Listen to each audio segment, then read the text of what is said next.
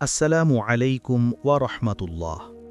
সুপ্রিয় ও সম্মানিত শ্রোতা, আল্লাহ তাআলা বলেন, ইন্নাল্লাহা লা ইউহিব্বু কুল্লা মুখতালিন ফাখুর। নিশ্চয়ই আল্লাহ অহংকারকারী ও গর্বিত ব্যক্তিকে পছন্দ করেন না। সূরা লুকমান আয়াত নাম্বার 18। অন্যত্র আল্লাহ তাআলা বলেন, ওয়াকালা রব্বুকুম উদউনি আস্তাজিব লাকুম ইন্নাল্লাযীনা ইয়াস্তাকবিরুনা আন ইবাদাতি সায়াদখুলুনা জাহান্নামা দাখিরিন। আর তোমাদের রব বলেছেন, তোমরা আমাকে ডাকো, আমি তোমাদের জন্য সাড়া দেব। নিশ্চয় যারা অহংকারবশত আমার ইবাদত থেকে বিমুখ থাকে, তারা অচিরেই লাঞ্ছিত অবস্থায় জাহান্নামে প্রবেশ করবে। সূরা আল মুকমিন আয়াত নাম্বার 7। 3টি ধ্বংসকারী আত্মিক ব্যাধি। হাতিম আল আসম রহিমাহুল্লাহ এক অসাধারণ কথা বলেছেন। তিনি বলেন, আসলুল মা'সিয়াতি সালাসাতু আশিয়া, আল কিবরু ওয়াল হিরসু ওয়াল হাসাদু। অর্থাৎ পৃথিবীতে মানুষ যত ধরনের অপরাধ, গুনাহ বা অন্যায় করে, প্রকাশ্যে হোক কিংবা গোপনে, সকল গুনাহের মূল কারণ 3টি। এই 3টি দোষ থেকেই সমস্ত অন্যায়ের জন্ম। সেই 3টি হল অহংকার, লোভ এবং হিংসা। মানুষ যত ধরনের অপরাধ, অন্যায় বা ভুল করে, সবকিছুর মূল উৎস এই 3টি। 1.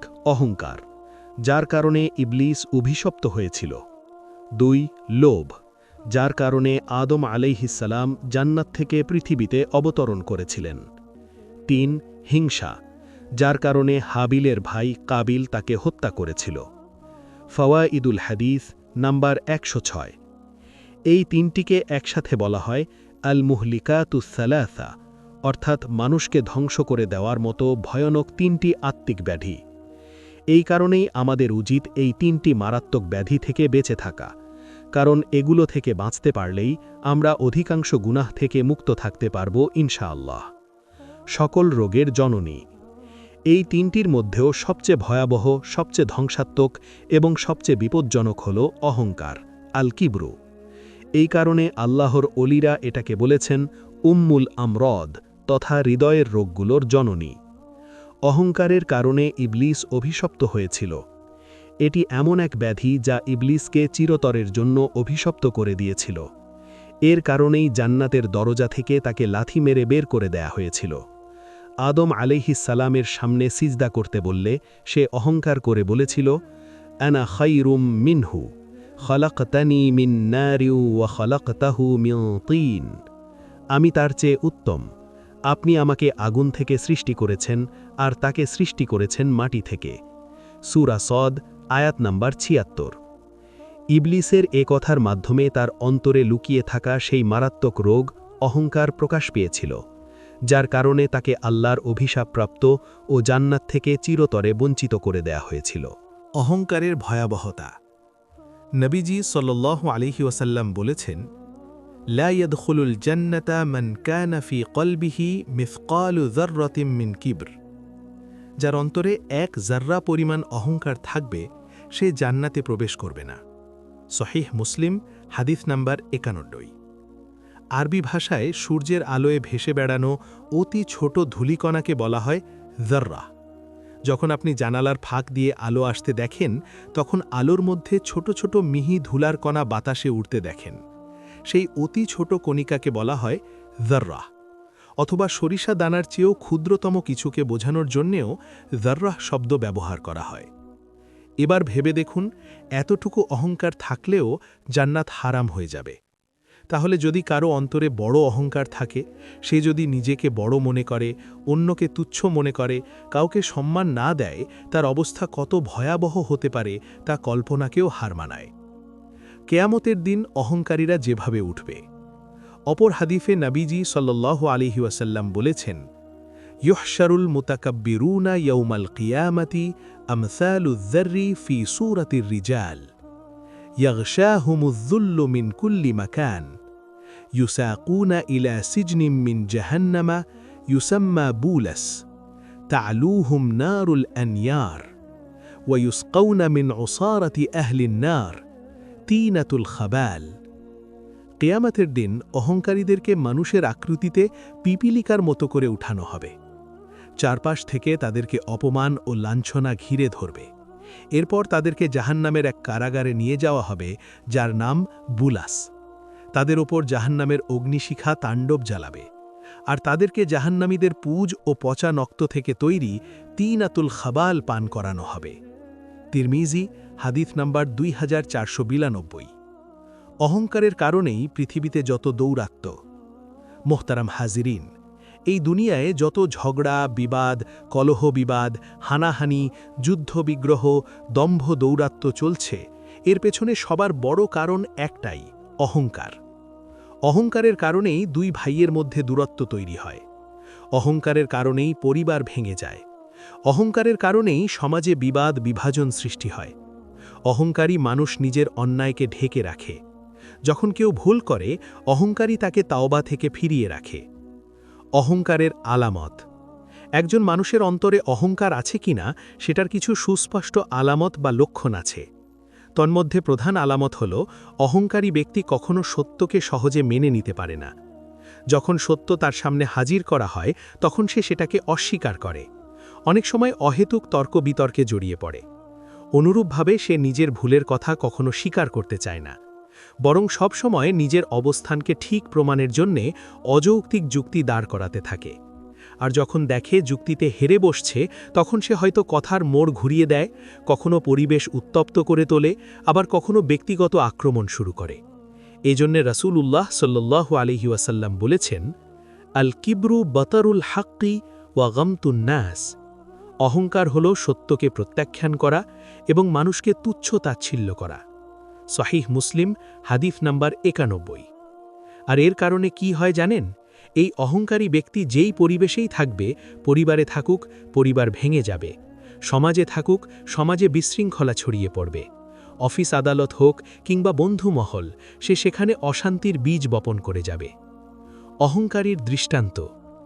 অহংকারী মানুষ আসলে নিজের চোখেই নিজেকে বড় ভাবে। মানুষজন তো তাকে বড় মনে করে না।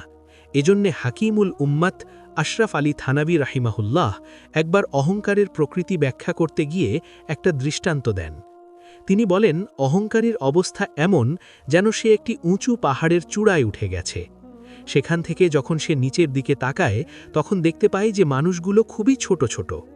কিন্তু প্রশ্ন হল, নিচের মানুষগুলো কি তাকে বড় দেখতে পাচ্ছে? না, তারা সবাই নিজ নিজ কাজে ব্যস্ত। তারা তার দিকে তাকিয়ে নেইও। অহংকারী নিজের ধ্বংস ডেকে আনে। অহংকারীর এই মানসিকতা তার নিজের ধ্বংস ডেকে আনে। আর আল্লাহ তাআলার কাছে তো অহংকারীর অবস্থান সবচেয়ে নিকৃষ্ট। হাদিসে এসেছে, রাসূলুল্লাহ সাল্লাল্লাহু আলাইহি ওয়াসাল্লাম বলেছেন, বিসাল আবদু আবদুন তাজাব্বারা ওয়াখতালা ওয়া নাসিয়াল কাবীরাল মুতাআল। অতি নিকৃষ্ট সেই বান্দা যে অহংকার করে, বড়াই করে, অথচ মহান সর্বোচ্চ মর্যাদা সম্পন্ন আল্লাহ তাআলাকে ভুলে যায়। মুস্তাদরাক হাকিম, হাদিস নাম্বার 7885। অহংকারের মৌলিক চিকিৎসা তিনটি। এই অহংকারের চিকিৎসা প্রয়োজন। চিকিৎসা অনেক, তন্মধ্যে মৌলিক চিকিৎসা তিনটি। প্রথম চিকিৎসা, নিজেকে সবসময় অন্যের চেয়ে কম মনে করা। হজরত আবু বকর সিদ্দিক রাজিয়াল্লাহু আনহু অহংকার থেকে বাঁচার এবং অন্তরের এই রোগের চিকিৎসা হিসাবে এক অসাধারণ কথা বলেছেন। তিনি বলেন, লা ইয়াহকিরুন্না আহাদুন আহাদাম মিনাল মুসলিমিন ফাইন্না সগীরাল মুসলিমিনা ইনদাল্লাহি কাবীরুন। তোমাদের মধ্যে কেউ কখনো কোনো মুসলমানকে তুচ্ছ মনে করবে না, কারণ যে মুসলমান তোমার চোখে ছোট, সে আল্লাহর কাছে অনেক বড়, সম্মানিত ও মূল্যবান। এ কথার মাধ্যমে হজরত আবু বকর রাজিয়াল্লাহু আনহু আমাদের শিক্ষা দিলেন যে কারো পোশাক দেখে, কারো গরিবত্ব দেখে, কারো অশিক্ষা দেখে তাকে হেয় মনে করো না, কারণ আল্লাহর কাছে সে হয়তো এমন কোনো আমল করে ফেলেছে যা তাকে জান্নাতের উচ্চ মর্যাদায় নিয়ে যাবে, আর তুমি অহংকার করার কারণে নিজেই ধ্বংসের মুখে পড়বে। এটাই হচ্ছে অহংকারের অন্যতম কার্যকর চিকিৎসা, অর্থাৎ নিজেকে সব সময় অন্যের চেয়ে কম মনে করা, সবার প্রতি সম্মান ও ভালোবাসার দৃষ্টিতে তাকানো এবং মনে রাখা যে কেউ আল্লাহর কাছে আমার চেয়ে উত্তম হতে পারে। আব্দুল্লাহ ইবনু মুবারক রহমতুল্লাহ এবং জনৈক দরবেশ, জগৎবিখ্যাত মুহাদ্দিস, যিনি ছিলেন তৎকালীন দুনিয়ার বড় বড় আলেমদের অগ্রগণ্য, তিনি হলেন হজরত আব্দুল্লাহ ইবনু মুবারক রহমতুল্লাহ। উম্মতের সবচেয়ে সম্মানিত মুহাদ্দিসদের একজন। একবার তিনি সফরে গেলেন ইরাকের রাক্কা নামক শহরে। সেখানে শুনলেন এক দরবেশ আছেন, লোকজন তার কাছে গিয়ে দোয়া নেয়। তখন ইবনু মুবারক রহমাতুল্লাহর নিজেই বললেন, চলো আমিও গিয়ে দোয়া নিয়ে আসি। এটা ছিল তার বিনয়। অন্যথায় তিনি চাইলেই বলতে পারতেন, আমি তো জগৎবিখ্যাত আলেম, কার দোয়া নেব? কিন্তু তিনি শিখিয়ে দিলেন প্রকৃত আলেম বিনয়ী হয়। তিনি গেলেন দরবেশের বাড়িতে, সালাম দিলেন, কিন্তু দরবেশ অহংকারের কারণে মুখ তুলেও তাকালেন না। সালামের জবাব দেওয়া তো দূরের কথা। ইবনু মুবারক রহমাতুল্লাহ কিছুই বললেন না, চুপচাপ ফিরে গেলেন। পরে একজন লোক দরবেশের কানে কানে বলল, আপনি জানেন একটু আগে কে এসেছিলেন আপনার কাছে? দরবেশ বলল, কে এসেছিল? লোকটি বলল, উনি ছিলেন আবদুল্লাহ ইবনু মুবারক, বর্তমান সময়ের উম্মতের সবচেয়ে বড় মুহাদ্দিস। শুনেই দরবেশ লাফ দিয়ে উঠলেন, বুঝলেন কি ভয়ঙ্কর ভুল করে ফেলেছেন। কারণ সোনালী যুগের মানুষরা অন্তরে নেক নিয়ত আর সচ্চরিত্র ধারণ করতেন। তাই সঙ্গে সঙ্গে ছুটে গেলেন ইবনে মুবারক রহমতুল্লাহর কাছে। বললেন, হুজুর, আমি জানি আপনি বুঝে গেছেন আমার ভেতরের আসল ব্যাধি কি। আমার অন্তরের আসল রোগ হলো অহংকার। এখন আপনি দয়া করে আমাকে এ রোগের চিকিৎসা বাতলে দিন। আমি ওয়াদা করছি মৃত্যুর আগ পর্যন্ত সেই চিকিৎসা মেনে চলব। তখন ইবনু মুবারক রহমতুল্লাহ এমন এক অসাধারণ নাসিহাত করলেন, যা যুগে যুগে সকল মুমিনের জন্য দিশারি হয়ে থাকবে। তিনি বললেন, ইজা খরাজতা মিন মংজিলিকা ফালা ইয়াকা নজরুকা আলা আহাবিন ইল্লা রাআইতাহু আন্নাহু খায়রুম মিনকা। যখনই তুমি ঘর থেকে বের হবে আর যার দিকেই তোমার চোখ পড়বে, মনে করবে সে আমার চেয়ে উত্তম আর আমি তার চেয়ে তুচ্ছ। খাত্তাবি আল উজলা 220। এ কথাটি ভিন্নভাবে বলেছিলেন হজরত আবু বকর সিদ্দিক রাজিয়াল্লাহু আনহু, যা ইতোপূর্বে আপনাদের বলেছিলাম। কথাটা এতটাই মূল্যবান যে এটি কারো জীবনে বাস্তবায়ন হলে তার হৃদয় থেকে অহংকার উপড়ে ফেলা সম্ভব। অহংকারের মূল চিকিৎসা এখানেই, নিজেকে সবার নিচে ভাবা, নিজের দোষের প্রতি নজর দেওয়া। এভাবেই নিজের অন্তরকে বিনয়ী রাখতে হবে। প্রশ্ন আসতে পারে, এত সব কথা তো হলো, কিন্তু কিভাবে সম্ভব? একজন বাবা তার সন্তানের ব্যাপারে এই চিন্তা কিভাবে করবেন যে তার দাম আমার চেয়ে বেশি? কিংবা একজন শায়েখ কি তার শিষ্যের ব্যাপারে এভাবে ভাবতে পারেন? অনুরূপভাবে একজন শিক্ষক কি তার ছাত্রকে নিজের চেয়ে উত্তম মনে করতে পারেন? জি, পারা যায়। আর এই সমস্যার অপূর্ব সমাধান দিয়েছেন জগৎবিখ্যাত মনীষী হুজ্জাতুল ইসলাম ইমাম গজ্জালী রহমতুল্লাহ। তিনি আমাদের এক অনন্য মানসিক অনুশীলনের দিক নির্দেশনা দিয়েছেন। তিনি বলেন, যদি তোমার সামনে এমন কেউ থাকে যার বয়স কম, তাহলে তুমি এভাবে চিন্তা করবে, এর বয়স কম, সুতরাং এর গুনাহ কম, আর আমি বেশি বয়স নিয়ে বেশি গুনাহ করেছি, সুতরাং আল্লাহর কাছে এ আমার চেয়ে বেশি দামি। যদি তোমার সামনে এমন কেউ থাকে যার বয়স বেশি, তুমি ভাববে সে বয়সে বড়, মানে আমার চেয়ে ইবাদতের সুযোগ বেশি পেয়েছে, সবে কদর পেয়েছে, লাইলাতুল বারাত পেয়েছে, ইবাদতের রাত দিন বেশি কাটিয়েছে, তওবার সুযোগ পেয়েছে, আর আমি তা পাইনি, তাই তার মর্যাদা আমার চেয়ে বড়। তুমি যদি ধনী হও আর সামনে গরিব কাউকে দেখো, তুমি ভাববে সে ধনী, সে জাকাত দিচ্ছে, সাদাকা করছে, দান করছে, ইবাদতের সুযোগ আমার চেয়ে তার বেশি, আমি তো এত সুযোগও পাইনি, তাই তার মর্যাদা আমার চেয়ে বড়। তুমি যদি আলেম হও আর সামনের ব্যক্তি না হয়ে থাকে, তুমি ভাববে সে ইলম না থাকার কারণে ভুল করছে, গুনাহ করছে, আর আমি ইলম থাকার পরেও গুনাহ করছি, তাই আল্লাহর কাছে তার অবস্থান আমার চেয়ে উত্তম। আবার তুমি যদি আলেম না হও আর সামনের ব্যক্তি আলেম হয়, তুমি ভাববে এ তো আল্লাহর দেয়া মর্যাদার অধিকারী। আল্লাহই কোরআনে বলেছেন, আল্লাহ যাকে ইলম দিয়েছেন তার মর্যাদা তিনি বাড়িয়ে দিয়েছেন, তাই সে অবশ্যই আমার চেয়ে বড়। এই মনোভাবই অহংকারের সেরা ও মৌলিক চিকিৎসা। এভাবে যদি প্রতিদিন প্রতিটি মানুষের ব্যাপারে এই দৃষ্টিভঙ্গি নিয়ে চলতে পারেন, সে আমার চেয়ে উত্তম, আমি তার চেয়ে তুচ্ছ, তাহলে ইনশাআল্লাহ অহংকারের মূলোচ্ছেদ হবে। এটা শুধু মুখের কথা নয়, এই অনুশীলন করতে হয় জীবনভর। মরণ পর্যন্ত এভাবেই অন্তরকে প্রশিক্ষণ দিতে হয়। আল্লাহ আমাদের সকলকে এই শিক্ষা অনুযায়ী চলার তৌফিক দিন। আমিন। দ্বিতীয় চিকিৎসা, নিজের আসল পরিচয় ও হাকিকত স্মরণ করা। অহংকারের একটি বড় চিকিৎসা হল নিজের বাস্তবতা স্মরণ করা। আমি কে, কোথা থেকে এসেছি, আমার অবস্থান কি, আর আমার শেষ পরিণতি কোথায়?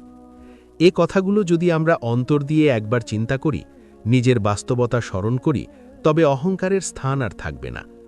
একবারের ঘটনা, তাবেঈদের যুগ, বিখ্যাত তাবী মুতাররিফ ইবনু আবদুল্লাহ রহমতুল্লাহ আলাই গিয়েছিলেন মক্কা শরীফে বাইতুল্লাহ তাওয়াফ করতে।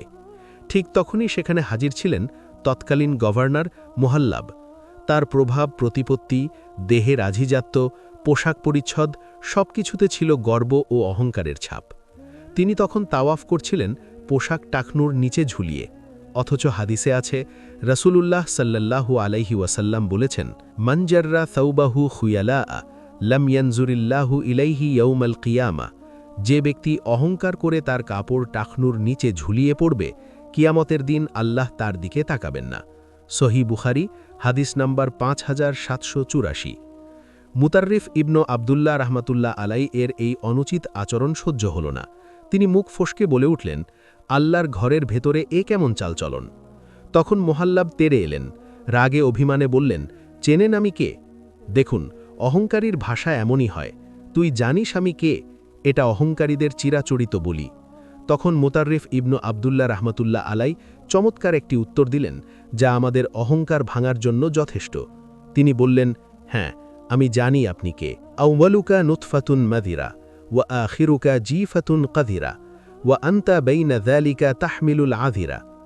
আপনার শুরু এক ফোঁটা অপবিত্র পানি, মাঝখানটা অপবিত্র বস্তুর ভার বহনকারী দেহ, আর শেষটা হবে এক দুর্গন্ধময় লাশ। এই মর্মস্পর্শী কথা শুনে মুহাল্লাব একেবারে চুপসে গেলেন এবং বললেন, আপনিই আমাকে আমার আসল পরিচয় স্মরণ করিয়ে দিলেন। কুরতুবী তাফসীর সূরা মাআরিজ ৩৯ আয়াত। দেখুন, ব্যক্তি যত বড়ই হোক না কেন, এটাই তো একজন মানুষের আসল পরিচয়। শুরুটা এক নাপাক ফোঁটা, মাঝে পেশাব, পায়খানা, রক্ত, পুজ, দুর্গন্ধময় পদার্থ বহনকারী দেহ, আর শেষটা হলো এক দুর্গন্ধময় লাশ। কিন্তু আফসোস, আজ মানুষ নিজের এই আসল পরিচয় ভুলে যায় বলেই অহংকার করে। মানুষ কিভাবে অহংকার করে? তাবী আহনাফ ইবনু কায়েস রহমতুল্লাহ আলাই বলতেন, আজাবান লিবনি আদম ইয়াতাকাব্বারু ওয়াকাদ খারাজা মিন মাজরাল বাউলি মাররাতাইন। অদ্ভুত তো এই আদম সন্তান, সে অহংকার করে অথচ সে 2 বার পেশাবের রাস্তা দিয়ে বের হয়েছে। সিফাতুস সাফওয়া 1:367। তিনি বোঝাতে চাইলেন, মানুষ যত বড়ই হোক, সে তো এমনই এক দেহ যার শুরু এবং মাঝখান পবিত্র নয়। তাহলে অহংকারের জায়গা কোথায়? হাসান বসরি রহমতুল্লাহ আলাই বলতেন, আজাবুন মিন ইবনি আদম ইয়াগসিলুল খারআ বিয়াদিহি কুল্লা ইয়াউমিন মাররাতান আও মাররাতাইন সুম্মা ইউআরিদু জাব্বারাস সামাওয়াত। আশ্চর্য তো আদম সন্তান, সে প্রতিদিন 1 বার বা 2 বার নিজ হাতে মল ধুয়ে থাকে, তারপরেও সে আসমান সমূহের মালিকের সাথে দম্ভ দেখায়। ইবনু আবিদ দুনিয়া কিতাবুত তাওয়াদুয়া 2:182। এজন্য সুফিগণ কোরআন মাজিদের আয়াত ওয়াফি আনফুসিকুম আফালা তুবসিরুন, আর তোমাদের নিজেদের মধ্যেও কি তোমরা দেখো না, এর ব্যাখ্যায় বলেছেন, হুয়া সাবিলুল গাইতি ওয়াল বাউল, পায়খানা ও পেশাবের রাস্তা। অর্থাৎ মানুষের দেহের এমন অপবিত্র প্রকৃতি অহংকার মুক্ত থাকার শিক্ষা দেয়। তৃতীয় চিকিৎসা, বেশি বেশি আগে সালাম দেওয়া। মুহতারাম হাজিরিন, অহংকার দূর করার জন্য ইসলাম আমাদের এমন একটি উপায় শিখিয়েছে যা সহজ সরল কিন্তু প্রভাবশালী। তা হল বেশি বেশি আগে সালাম দেওয়া। রাসূলুল্লাহ সাল্লাল্লাহু আলাইহি ওয়াসাল্লাম বলেছেন, আল বাদিউ বিসসালামি বারিউম মিনাল কিবর। যে আগে সালাম দেয় সে অহংকার থেকে মুক্ত। মুসনাদে আহমদ হাদিস নাম্বার 28877। অহংকারী কেন আগে সালাম দিতে পারে না? একটু খেয়াল করলে দেখবেন, অহংকারী আগে সালাম দিতে পারে না কারণ অহংকারীর মজ্জাগত স্বভাব হল, আমি বড়, আমি কেন আগে সালাম দেব। অহংকারী সব সময় অপেক্ষা করে অন্যজন আগে সালাম বলুক। এজন্য দেখা যায় ধনী গরিবকে সালাম দিতে চায় না, ধনী হওয়ার অহংকার। শিক্ষক ছাত্রকে আগে সালাম দিতে পারছে না, শিক্ষকত্বের অহংকার। অফিস বস কর্মচারীকে আগে সালাম দেয় না, পদমর্যাদার অহংকার। বড় ভাই ছোট ভাইকে সালাম দিতে চায় না, বয়সের অহংকার। স্বামী স্ত্রীকে আগে সালাম দেয় না, পুরুষত্বের অহংকার। শাশুড়ি বৌমাকে আগে সালাম দেয় না, সম্পর্কের মর্যাদার অহংকার। বড় হুজুর ছোট হুজুরকে সালাম দিতে চায় না, নিজের উচ্চ মর্যাদার অহংকার। আপনি গভীরভাবে লক্ষ্য করলে এই সমাজের প্রতিটি পরতে পরতে এমন অহংকার দেখতে পাবেন। অথচ রাসূল তো আমাদের শিখিয়েছেন, আগে সালাম দেওয়া শুধু উত্তম নয়, বরং অহংকারের বড় চিকিৎসা। সাহাবায়ে কেরামের সালামের নমুনা। রাসূল নিজেও আগে সালাম দিতেন, এমনকি তিনি শিশুদেরকেও আগে সালাম দিতেন। এক হাদিসে এসেছে, আনাস রাজিয়াল্লাহু আনহু বলেন, কানান নবিয়্যু সাল্লাল্লাহু আলাইহি ওয়াসাল্লাম ইয়ামশি ইলাস সিবিয়ানি ফায়ুসাল্লিমু আলাইহিম। নবীজি ছোট ছোট বাচ্চাদের পাশ দিয়ে গেলে তিনিও তাদেরকে সালাম দিতেন। আজ থেকে নিজের অহংকারের পরীক্ষা নেই। আমি কি আমার চেয়ে ছোটকে আগে সালাম দিতে পারি? গরিবকে, ছাত্রকে, কর্মচারীকে আগে সালাম দিতে পারি? নিজের স্ত্রীর সাথে হাসি মুখে আগে সালাম দিতে পারি? শ্বশুর, শাশুড়ি, জামাই, বৌমা সবার সাথে আগে সালাম দিতে পারি? আল্লাহর কসম, যে আগে সালাম দেয় সে ছোট হয় না, বরং সে নবীজির সুন্নত বাঁচায়, অহংকার ভাঙে এবং আল্লাহর সন্তুষ্টি অর্জন করে। আল্লাহ আমাদের সবাইকে বেশি বেশি আগে সালাম দেওয়ার তৌফিক দিন। আজকের আলোচনা অহংকার থেকে মুক্তি পাওয়ার জন্য 3টি মৌলিক চিকিৎসা সম্পর্কে আলোচনা করা হয়েছে। 1. নিজের চেয়ে সবাইকে উত্তম ভাবা। 2. নিজের বাস্তবতা স্মরণ করা। শুরু এক ফোঁটা নাপাক পানি, মাঝখানে নাপাক বহনকারী দেহ, আর শেষ এক দুর্গন্ধময় লাশ। 3. আগে সালাম দেওয়া, কারণ অহংকারী মানুষ আগে সালাম দিতে পারে না।